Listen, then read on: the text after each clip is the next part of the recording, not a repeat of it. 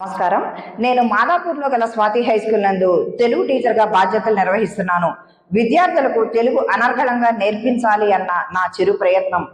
పాయసాన్నము కన్నను పాల కన్నా, జున్ను గడ్డల కన్నను వెన్న కన్నా, కమ్మనైనట్టి నా భాష అమ్మ భాష, తేనె విరజిమ్ము నా భాష తెలుగు భాష.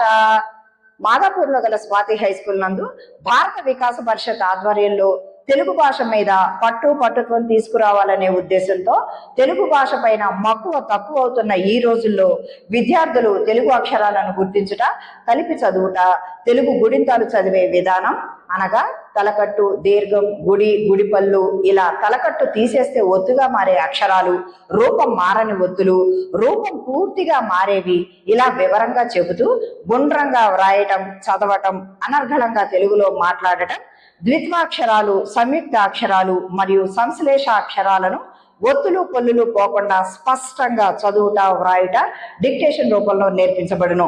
మరియు నీతి కథలు, వేమన పద్యాలు, సుమతి శతక పద్యాలు మరియు భారతీయ సంస్కృతి సంస్కారాన్ని తెలియజేసే భగవద్గీత శ్లోకాలు నేర్పించబడును.